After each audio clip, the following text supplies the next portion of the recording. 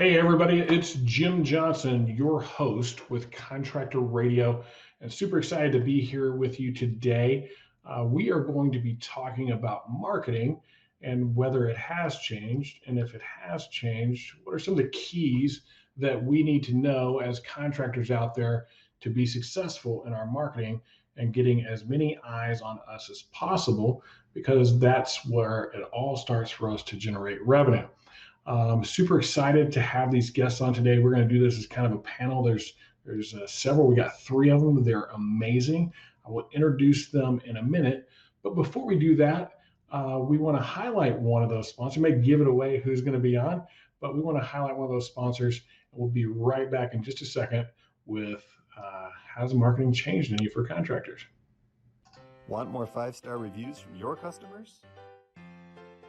At Signpost, we make it easy for your customers to give you great reviews on Google, Facebook, Yelp, and more. Our software connects with industry-specific solutions, driving even more reviews from your customers. Drive loyalty and repeat business by sending the right messages at the right times to your prospects and customers. Message your contacts from anywhere, anytime, using text, photos, and video all in one app. Check on progress with campaigns and review generation across Google, Facebook, and Yelp. Visit signpost.com and get your demo today.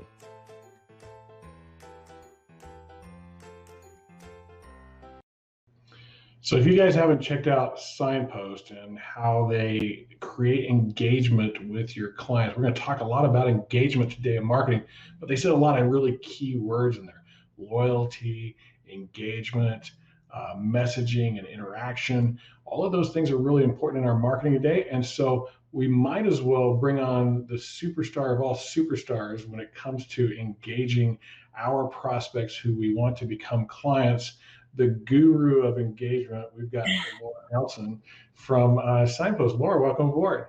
Hi, thanks for having me, Jim. Yeah, absolutely. You and I have been friends for a few years now. And I know each other. A little tidbit about Laura is she's an artist too, and she's a very, very good one. And it has a lot probably to do with why she's in the marketing thing. Those creative types tend to do really well. I'm going to go ahead and bring in our other two guests.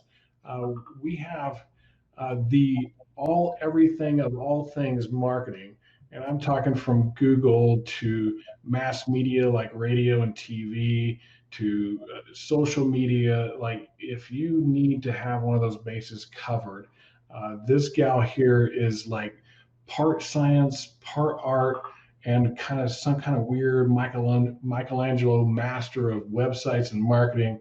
We have Jessica Reyna. Jessica from Kill Your Competition. Welcome to the show today. Thanks for having me. Glad to be here. It is awesome to have you. I always enjoy our conversations because you bring so much value for the listeners. So I can't wait to hear what you have to say about marketing today. And then we have our boy, Vic from Get the Referral. Vic, I've gotten to know him recently, and he is all about referrals and what their platform does in helping people to get more referrals. We talked a little bit about engagement and how we can make things interactive and a little bit more fun. And then we also have this problem with like tracking referrals and stuff like that. And so we want to make it a way of doing that is super simple. And there isn't anybody better at doing that than the team over at Get the Referral. Welcome aboard today, Vic. Glad to be here, Jen. Thanks for the intro. Yeah, all of you guys are absolutely awesome. I am thrilled just to kind of let all the listeners know. I know you guys a lot and do in fact to what we call the Catalyst group. And then I know Jessica, because whenever the whole pandemic thing went down last year, she reached out to me and said, hey, I know you're going to do this thing with these contractors. I'd love to help to get them through that whole pandemic thing. So a lot of very service oriented, do it right, do the right thing by the contractor people. That's why we created the Catalyst group in the first place. And so I'm just super excited to have you guys on board today because we're here to help contractors do it right. So my first question is marketing the same today as it was even just 2 years ago? And Laura, I'll go with you first. No, absolutely not. I mean, even in a normal environment, things happen so quickly. In marketing, things change, and we're always learning and adapting as we go along. But I think that the pandemic really accelerated digital media, digital communications. I know we'll talk a lot about that today, but one thing is for certain in marketing is that no two things are going to be the same, and timing and context is everything. I completely agree. Vic, how about you? Yeah, I think along the same line, it's regardless of, the last year and a half has been challenging, right? But I think the pandemic has been like a great accelerator for our field. I think the concepts are the same, but I think a lot of how we engage and communicate with people has drastically changed in the last year and a half because of the pandemic. I think it was already going down that road. And I think some of it is things that we're really excited about. And are for the better. So there's definitely a lot of things that have changed in the past 2 years. And, as Laura said, it's like it's that field that you have to be comfortable with things constantly changing. And, it's never going to stay the same. So. Yeah, I'm going to get back to you on that part that you said for the better, because I want to kind of dig into that. What does that mean and who's it better for? But before we get there, Jessica, how about you? Do you think it's changed a lot, or is it pretty much the same? I think there's some things that have definitely changed. There's obviously been definite changes in behavior, how people consume media, what types of media, time they're spending with different types of media. But also there's things that are very consistent, and it's that people want to have a great experience. They want to be familiar with your culture, and that people are taking more time to make those decisions based off of what they can learn about the culture, your complaints, your reviews, etc., before they make a decision. That is also key. So those are two things that I want to really talk about, is like this, how a buyer buys today versus maybe even just 2 years ago. And then is it really better, right? Vic, you mentioned it's creating this better experience. I think a lot of contractors would argue it's not a better experience for us. We've got to learn all this new stuff. There's this signpost thing, and how do I use that? And there's get the referral, and that's a whole nother tool I got to figure out how to learn and implement and actually use it. It's great to get it, but actually using it is a whole different thing. And then you've got Jessica over there with all the Google Analytics and media tracking analytics and just all these things that we as contractors, that's who I really am. When you get down to brass tacks about things, it's mind-boggling to me. There's so many things, and everyone that's kind of like this new way of doing business is something that causes fear in us. I think it's like, oh, man, I don't know enough about that thing. Can I actually do that thing well? And we end up not doing it first. Then we might go to an event, or we see some podcast and I go, man, that thing sounds good. We hop on a demo and it was awesome. Get me signed up. And then we just don't execute very well. Has that been your experience? Have you guys seen that type of thing? Is it truly better for the contractor? Well, it depends on how they implement these programs, right? Yeah. Certainly no contractor has gone into the field to become an expert marketer, right? No. But Here's what we like. We like flyers. We like direct mail, maybe a little radio and TV if we're really advanced. And maybe some door knocking, knock on some doors and go meet some people. Referrals, do you know anybody? Not really any kind of plan to it. That's us, that word of mouth type of thing. And so you're now saying, hey, there's this digital thing we all need to be aware of and be thinking about. What happens if we don't, Jessica? Jessica, you're on mute, so just want to make sure you. Sorry. There are a lot of great new tools out there, and everyone can be excited. You see a new truck and it's exciting. You see whatever. There's something new and exciting and it's shiny. But the issue is that a lot of people don't think about is the execution side. And that's where we've seen a lot of people struggle in the past year. Not a lot of people, but you've seen it where some markets, it was extremely critical where you were available and had virtual consultations and being able to communicate that through your marketing that you had that. And then there's other markets where they still wanted to know you are going to come out, you're going to put someone on the roof, and you're going to meet with them in person. And whatever that looked like, it was making sure that whatever that tool was that you had out there to collect those new leads or to communicate that information, that you explain your culture and you set yourself up for success in that sense, because you can't go back out there and just say the same thing. You can't have the same offers you used to have. You can't have the same messaging, because then you all look the same. So it was very critical that you set up the culture and the expectations, and that your team was able to meet the expectations that are around you from your customers. A lot of people didn't want to do, that was the feedback or pushback I saw a lot of contractors do, is they didn't want to do virtual consultations. And there was great opportunities that were missed because of it, because they didn't want to do it. And in some areas, especially if you're working with people that are older or at risk, they really wanted to know. And for them, it wasn't that they were trying to push you off and not pay attention to your sales process. They wanted that for their own personal comfort. And if you weren't willing to offer that and you didn't communicate that even within your marketing, or once they finally came to your website or called you on the phone, you lost those opportunities. Do you think people still want that? Do you think that people still like, hey, I'd rather you not come to my house. Can we just hop online and you tell me all about this thing?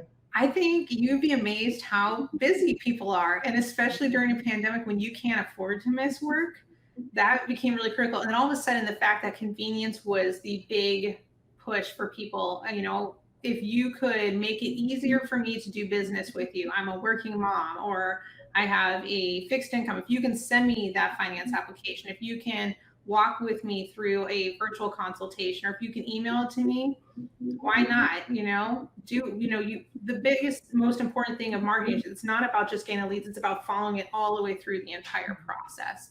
And a lot of people forget about that. It's not just about how many times does my phone ring, it's can I take that phone ring, give them a great experience from that frontline salesperson, which is actually your customer service, to being able to provide what they need and make it as easy as possible and as attractive as possible for people to do business with you.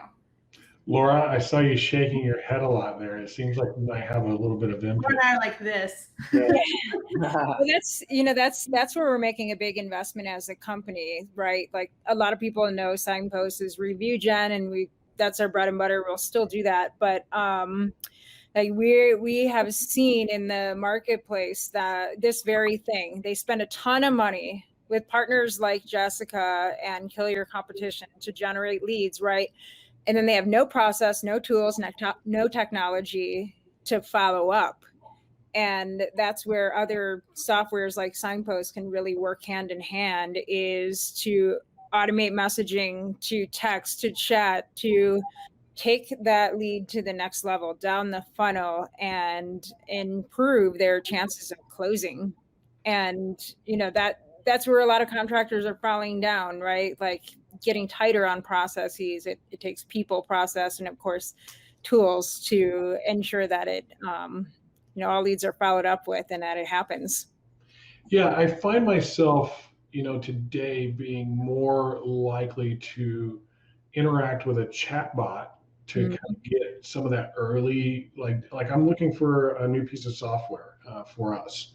And I went on several websites, and the little chat deal pops up. And normally I would call, right? I would call somebody back in the day. I would call somebody, get the answers I'm looking for, and then we're going to talk about my dog and their dog, and we're going to talk about, and I just need the information because everything's in a bit of a hurry nowadays. And I need to even see if having a phone call with you is viable for either you or me. And so you can get a lot of that done with automation, asking the right questions up front, like, are you interested in a roof or siding or fencing or whatever it is? And then, would you like some more information on that? Would you like to see our brochure on that? Would you like to be directed to our, and these things that are repetitive things that happen all the time that really and truthfully, I don't want to talk to you about. I just need to be directed to the right spot. Is that a little bit of what you guys do, Laura? Yeah, absolutely. You can see the example on the Signpost website, signpost.com. But I think Jessica's point is really, at the center of what we're talking about. People are busy. They don't have time to go through this 40-minute call with, 3 choices for an expensive project, right? Yeah, it's a big thing. Like I need to get some of my research down. Like, are you good? Do you have good reviews? Or what's your quality like? What does the process look like? What kind of products do you have? All of that is pretty standard information. And I go through and I get to, okay, these 2 or 3 people are actually in line with what I'm looking for and what I need. Now I interact with you and I might be looking for more information. I might be looking for employment, whatever that may be. But if we don't give some of that stuff up front, it's very unlikely for anybody to call nowadays. They're like, I didn't get the information I needed. I'm going to go someplace else to get the information I needed to see if I should even call you in the first place. So, go ahead. One thing that I've seen is, so some of the calls, some of our clients allow us to do call recording through Google Ads. And we have definitely seen an increase for people if you cannot get them that information quickly, or you can't get out to them quickly. And, again, those virtual consultations are a great way to get through the process with someone. That's a way for you to retain it. The other thing, using that Signpost tool, is you give them that great experience all the way through, because a lot of contractors will get calls. And we all know that it's going to take a few weeks. You got to order the materials, you got to get the permits. There's a whole process that goes into it. But if you can basically use things like your Signpost tool, and you can have something that says, hey, your materials have been ordered. Hey, this permit was processed. It constantly keeps them where they feel like they, you haven't just not talked to them in 6 weeks and it's just sitting out there as like, collecting dust on someone's desk. It makes them feel like you care about their experience. They know what's happening. You're not going to get a call. Basically, you're paying to have someone click the call and say, hey, where's my roof at? What's going on with this? When is your guy going to be here? When am I going to get my estimate?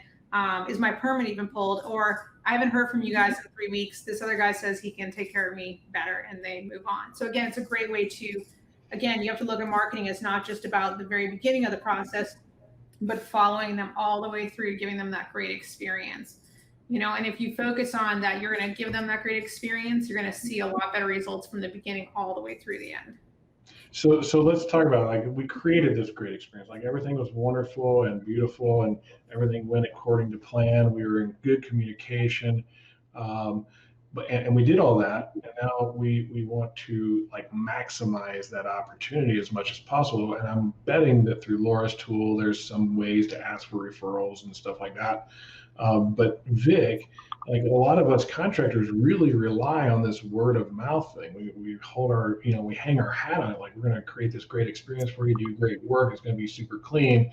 And we get done, and we tend to be very, like, if we ask for them, the way we ask is, do you know anybody else that might need a roof or a fence or whatever else, right?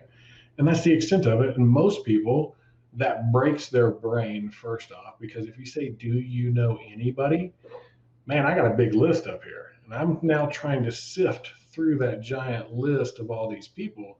So we always coach people on asking for referrals to ask by group. You actually take their whole Rolodex that's in their head, and you start to break it into little smaller pieces they can actually think through. So, like, your first interaction is neighbors. Like, do you know any neighbors? So I can let them know that we're going to be working on your project, and then call me if we're parked in the way or something. And you give them a good reason to give you that referral. And then I go to friends and family, then somebody at your church, and then somebody in association. I just keep breaking them into little small groups all throughout the process to get the initial information. But here's where my problem comes. Like, I'm really good at asking for referrals. I absolutely suck at tracking them. I'm terrible.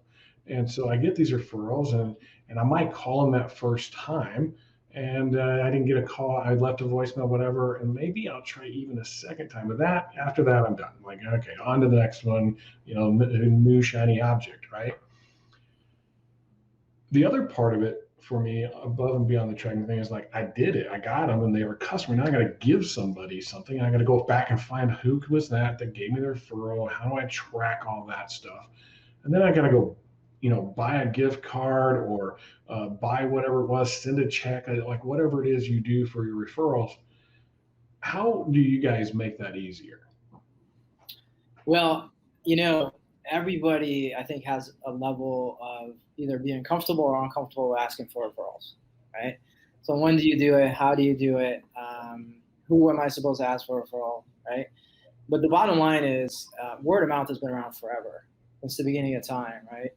But the way that, we started talking about marketing and how that's changed, like, what Laura and Jessica's companies do they really help you to like drive the decision to get you through from, the traditional like awareness, consideration, purchase.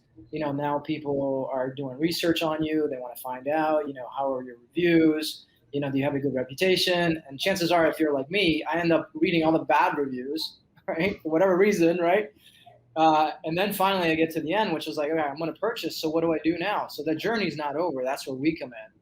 So then right after that is, the thing called advocacy. So now you work so hard, you spend so much money, you spend so much time. You don't have to break up now, right? You can enjoy that relationship a little bit longer, right? This is just the beginning of like your blissful like relationship with your customer, right?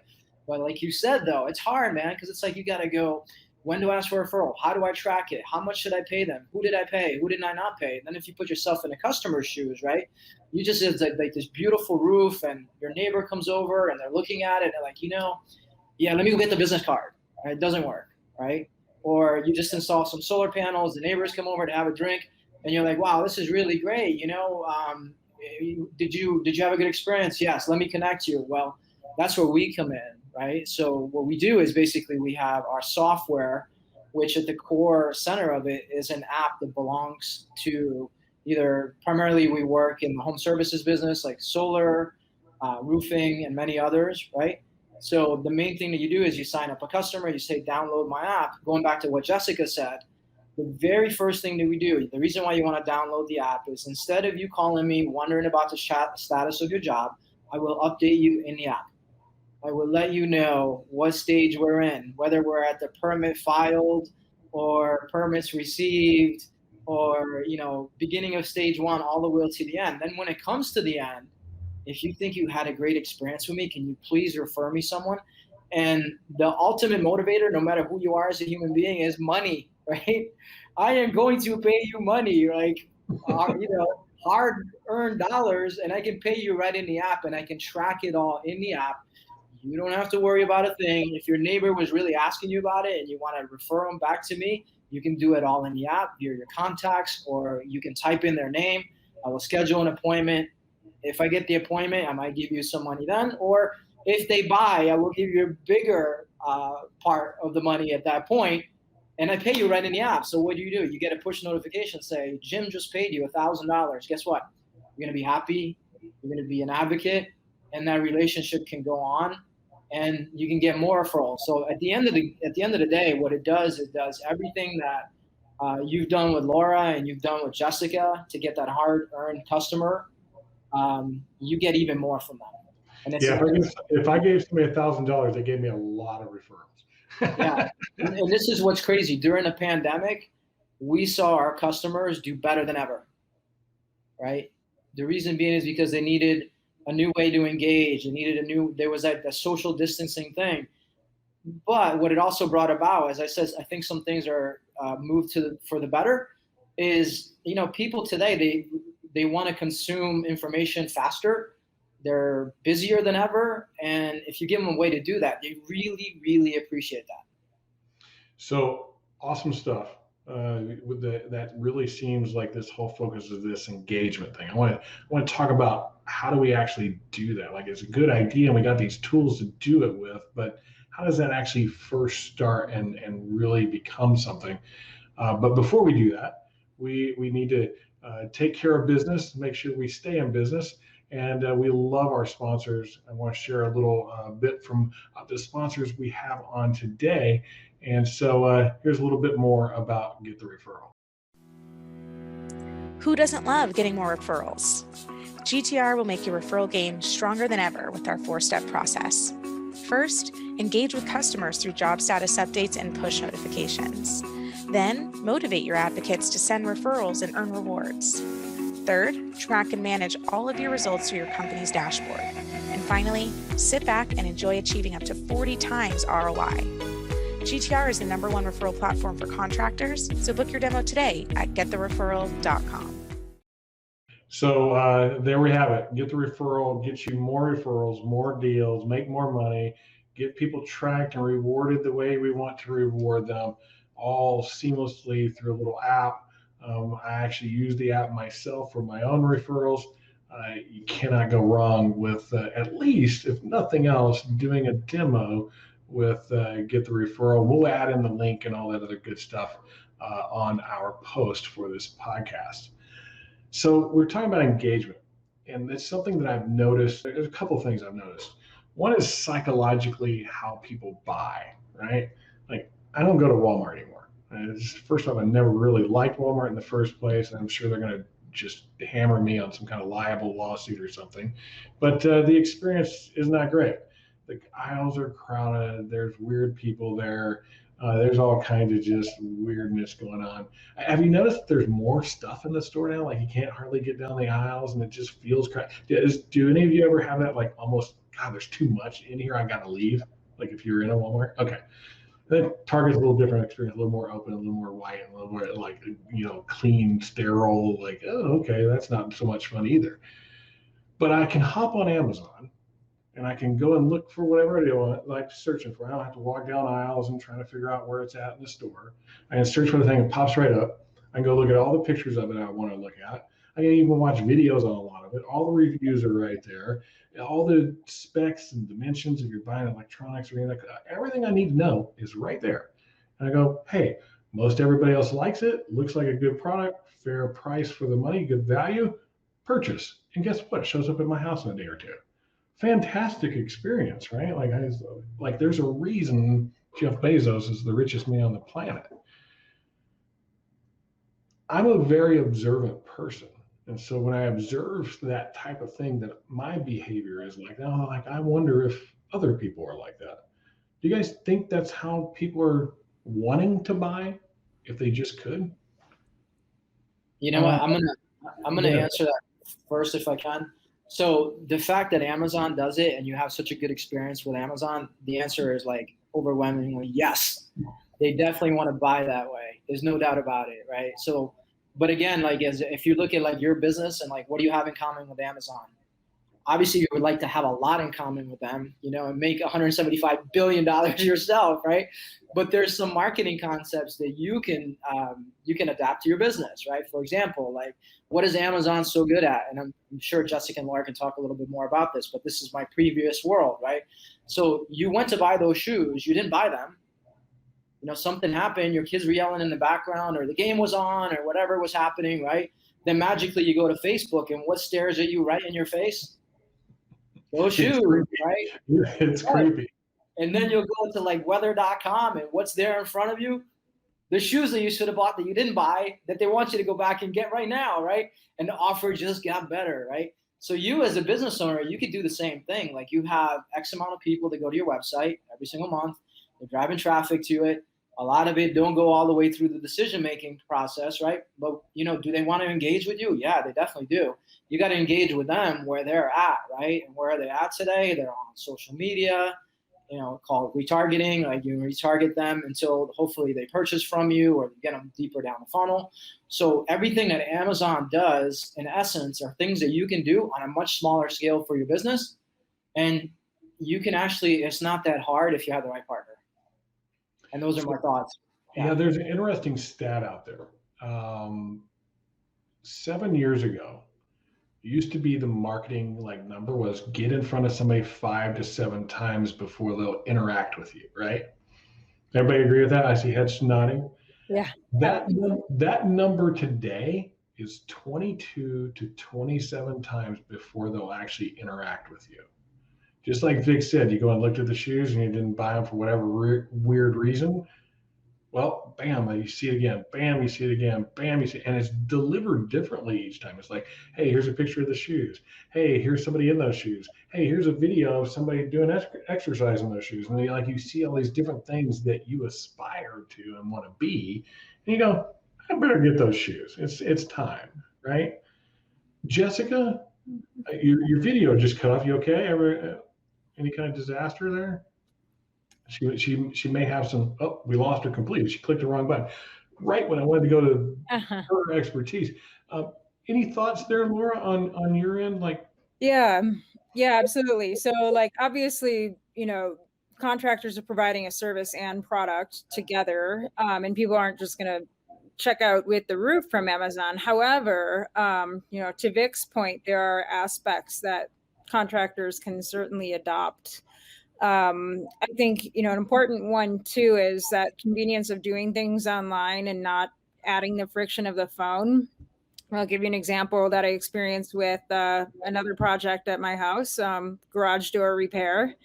I looked at reviews. I assessed who might be able to do the job and quickly. And the one I ended up going with, I could book online, right? So it's a similar principle to Amazon and making it easy, but they just by having an online scheduler and taking me farther down the road of working with them, like I was able to book it and move on with my day. And services like Amazon, Uber, Netflix, etc., have really changed consumer expectations. And once a contractor in an area starts to do this, and consumers see it, now they demand that out of other contractors. And similarly, yes, like the retargeting and getting in front of homeowners 22 times or more these days is super important. Ad programs and technology can make this easy for your company, and you don't have to be a large scale operation. Like what's really cool about this is that, it can make your reach larger. It can make your company appear larger than it is. Yeah. So like there's all of this, you say some terms there, like retargeting. I mentioned geo-targeting before. There's SEO and there's chat bots. Like we're talking about all these like things that make contractors nervous. Just think of it. I break out in a sweat. Just the thing is, there are resources out there like Signpost, Get the Referral, Kill Your Competition that can handle those things and still be less cost, give you more capacity than what it would be if you tried to do it yourself. You think about, you're like hiring an expert for far less than you would if you had to put somebody in place to handle all those things for you. So a customer service person on the phone, answer the phone all the time, all day long, sending emails, sending out information, all that stuff, well, that's way less cost by automating the majority of that. Somebody like in your office building websites and making sure SEO and SEM and all that stuff. Like I just said, two things that most people know very little about. And to leverage experts to do that, I'm not trying to pitch any of these folks. I think you should go look at all of them. I know I can trust these guys, which is why I have them on there. So give them the time of day because they will take care of you. But Jessica, how hard is it to like retarget and geo-target and do that kind of stuff? Is that something somebody can do on their own with just a little bit of education, or do they really need to dig into it? So I have a slightly different approach to retargeting. So the reason you have to be in front of someone 22 times is you're giving them the wrong message at the wrong time in the wrong place, or they weren't your customer in the first place. Or one of those things is wrong. It could be just one. There could be multiple ones. So, you can retarget people, but if you have to put a message in front of someone 22 times, there's a problem with your message. There's a problem with either the timing within the message, or there's a problem where you sound like everybody else. And what you don't want to do is you don't want them, because you're not selling a pair of shoes on Amazon. You're selling something that's, 10, 15, 20, 25, 30. And then if you go in a commercial, you're talking about, $100, a couple $100,000, maybe $1 million. And so they don't want to be stalked around the internet, and that message to that person has to be different and has to be very precise. And it's very difficult and frustrating from a consumer standpoint where everybody looks the same. All the contractors look the same. They all expect you to have great service. They all expect you to have a roof repair that doesn't leak. They all expect you, there's all these things like saying, if I go to Lexus, can I expect great service? Well, I don't know. That's really what it sounds like when you read a lot of these ads. So if you look at all these different Google ads, then they start fighting over price. And it's been really refreshing this year. Some of the people that we worked with this year, where they're willing to step out of having that same, we have great service, we're family owned, we're whatever, having the same message, or having no offer whatsoever, or having just really ridiculous offers, to all of a sudden, let me show you my culture. Let me show you what this is that I have to offer. And then you have things like IP attribution, where you can say, okay, this ad aired in front of specifically in front of someone that is a commercial property manager with a commercial property type of service contractor ad. And then you can see after 2 to 3 times, they came to your website from organic, and then they filled out these forms. And then you can retarget that person who was that commercial contractor, came to your website, looked specifically at commercial contracting services that you have to offer, and you can retarget them again onto a TV. But again, you're making sure that what type of engagement they have, because just because they came to your website and they left doesn't mean that they were your customer. They might have come to your website like, I really needed something where basically I can't afford a roof. I was looking for a free service. Well, why are you spending money to track that person around the internet? Track someone that went to your contact page, didn't click to call, and didn't fill out a form. That's the person you want to retarget. So there has to be a deeper thought into that methodology. And now there's the technology too, where you can target people that visited your competitor sites and left. So I'd rather do that all day long, where there are purchase racers. 3 different behaviors. There's in market or interested, in market, and purchase ready. I'd rather get that purchase ready person that's visiting my competitors that I know I can win those bids against because I'm a better roofer than they are, or whatever, your opinion is, maybe a better price, better value, better service, better reviews. Target that person versus the random Joe that was on your website that you have no context about.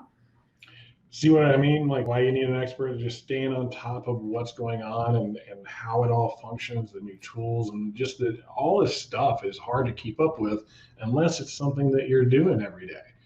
Part of what you said there really kind of like gathered me there for a second. When we go to purchase something, we like we said, we want that to be engaging, grabbing all the information. But there's been this understanding that for psychologically, we used to buy like name brand type of things. Like, what's the name? Like, that's the brand I'm going to buy from. And I was being very observant while I was flying yesterday. And I noticed like the luggage and the backpacks and all that kind of stuff that people had. And I remember like back in the day, it was like, okay, Coach purses for the women, Louis Vuitton. You had to have this specific type of backpack, like JanSport, I think is one of the big popular. Like you always saw the same kind of brand stuff over here. I did not see that on my flight. I saw all these different kinds, different varieties, they different looks. And I don't think we buy like that anymore. We buy what we actually like because we've done some research on it. We found the thing that we like. It fits my personality, my culture, which brings me back to this, the way people buy. They don't buy what you do or how you do it. They buy why you do it. Because you mentioned culture, Jessica. These contractors are now presenting their culture out there to the world. And they're saying, this is who we are. This is why we do what we do, to help clients like this client or that client, or this veteran that needed a new roof, or this community service project that we're involved in. And we want to become a part of that story. Like that's the, like, we're looking at buying a new fence, right? Like this fence thing. And the fence guys are all the same. Well, great service, good quality, blah, blah, blah. Like you hear that same thing over and over again. But then this guy was like, this is why we install fences, because we support, man, I forgot the name of it, the big hospital thing, St. Luke's, the kids, right? And so they do St. Luke's, and that's why they do it. And they told a whole story. They had a little video about it. I'm like, David, I get to help St. Luke's by buying from these guys? Yeah, it's a few bucks more. Okay, but I like them. They seem like me, right? And I think that's how people tend to buy. I think it's recently been discovered that that's how people buy. I think some of the big boys kind of like Apple was all about that. And they didn't want people to know they were a computer company or any of that kind of stuff. Like what they were as a computer company, how they did it was magic, I guess. I don't know. Like they didn't explain exactly that, but they said why. They wanted to make people's lives easier, and that was what people bought. It was that part of it. Do you guys see this changing in our industry? Like, and I think I actually also think it works on the recruiting side of bringing in new talent to your team too. What do you guys see with that? Music City, we work with them, and I know you guys work with them, and I love them. And if you want to talk about a very culture-centric company, like you cannot walk in the doors without being completely inundated with it. And it is really cool. And they're one of the roofers that we work with where they were totally willing, where we have not run an offer on their ads. And even their display ads, it doesn't even hardly show a roof. It shows their culture. And it's like, hey, you can get a free roof estimate from us. And there's Jeff's big smiling face and Joe's, and they're happy and excited. And all of a sudden it's like, someone's going to come to my house and they're going to be happy and excited to work with me. And it's going to be a happy, great experience. And that's what we show. I mean, that's what they show on TV. It's what they show online. And those online ads outperform their social media ones. It outperforms some of their Google ones. I mean, it's just showing people that perception about what they can expect, that it's not just great service. You're not just family owned and you don't like the same text ads as everybody else. That can make a difference. And the areas that we targeted for TV, for on-air targeting, where they said, okay, within the map, these are the areas we want to reach. And we said, okay, this is the programs they're doing, taking that, showing that culture. We drove their direct traffic up significantly. Within like the first 30 days, and they increased it by 40%. And then we saw those conversions coming from that. And it's all about showcasing the culture. We showed, you know, a lot of people have like the guy and they're just on the roof or whatever, but they're showing like them happy, they're working, they're engaging, they're talking to customers.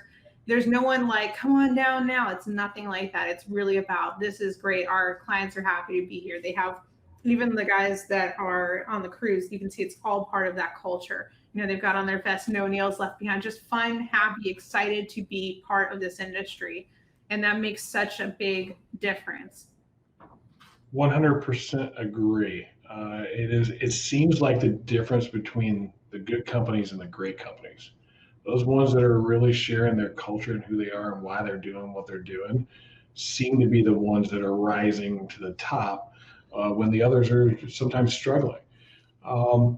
So, Vic, I think you work with a lot of solar companies, is that right? Yep.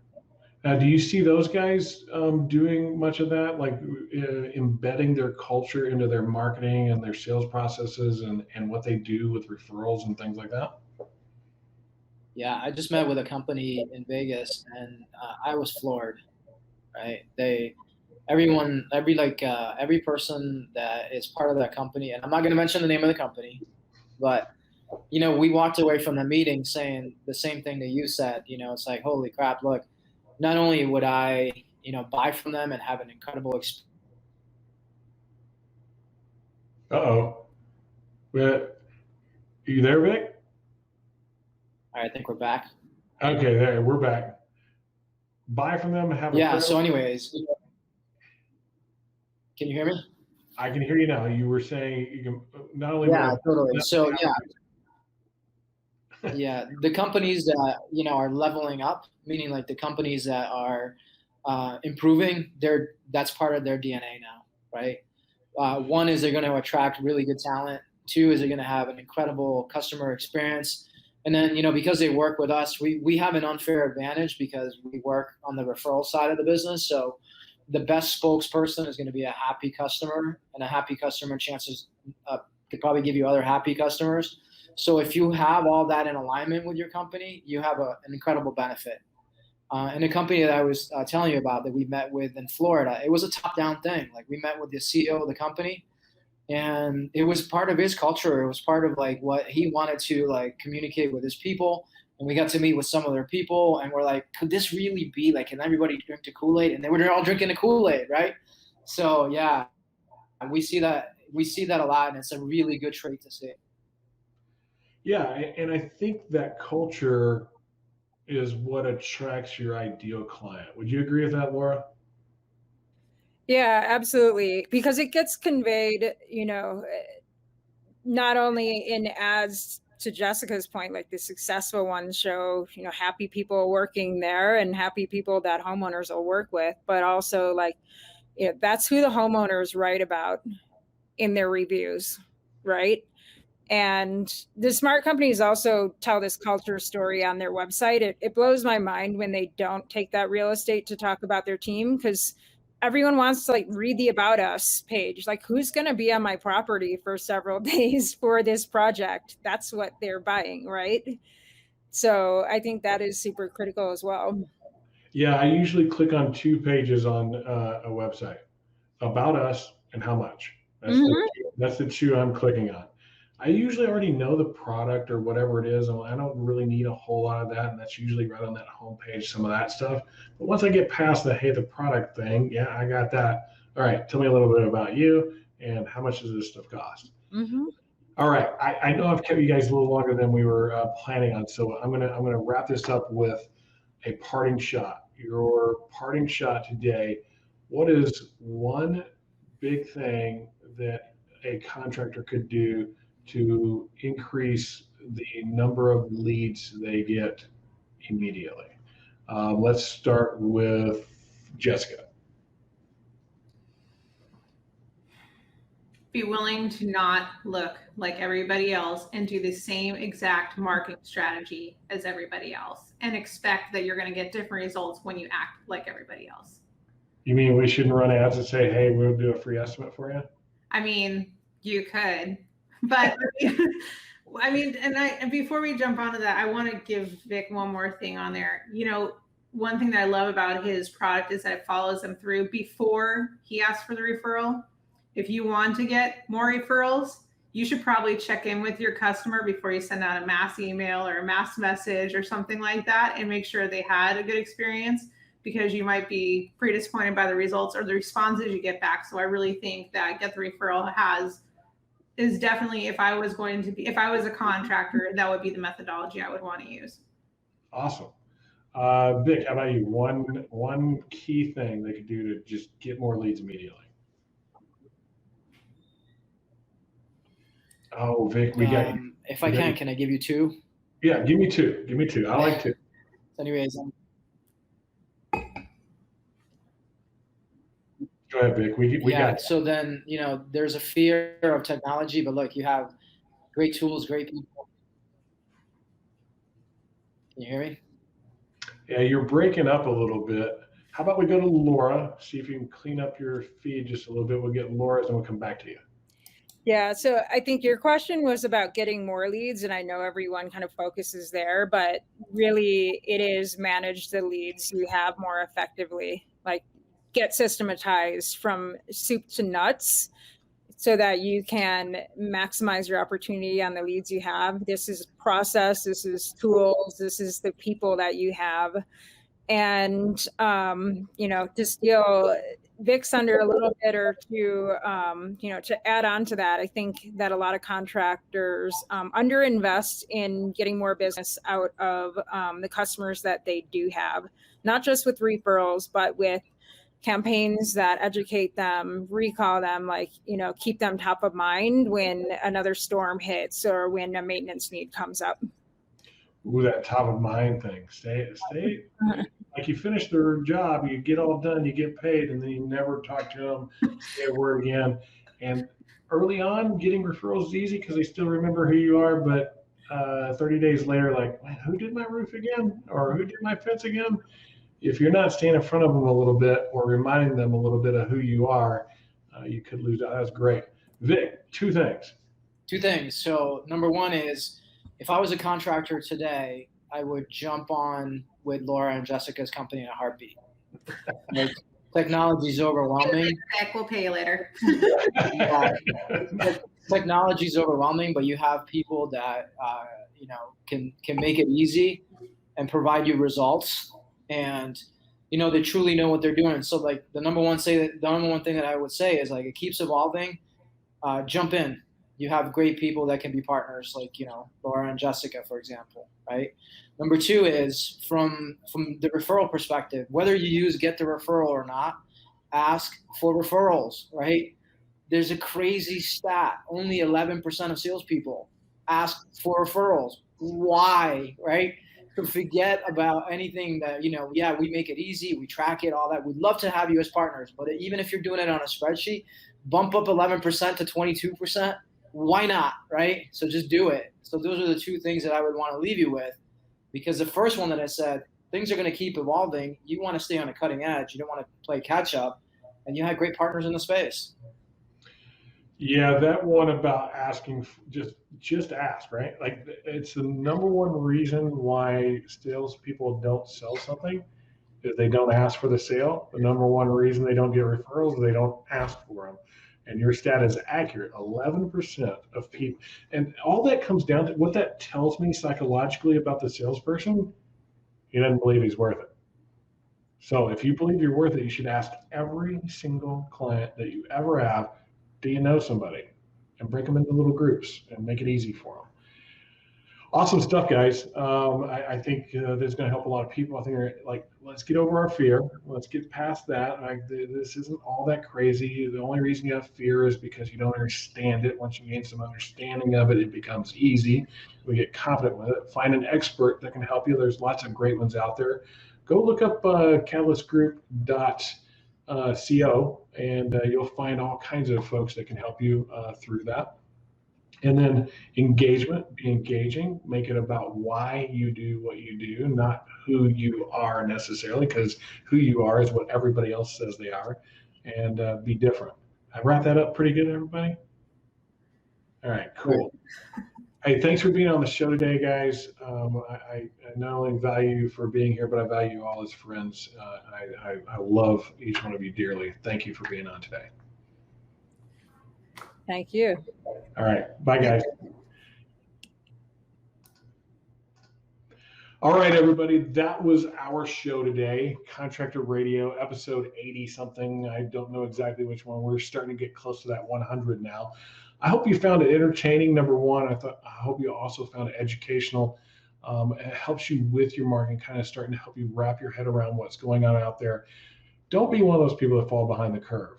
Like, you were with the curve when you were doing flyers and direct mail and all those things. They can still work today as long as they're approached with the right way. But digital is a thing, and we need to understand it. We need to use it.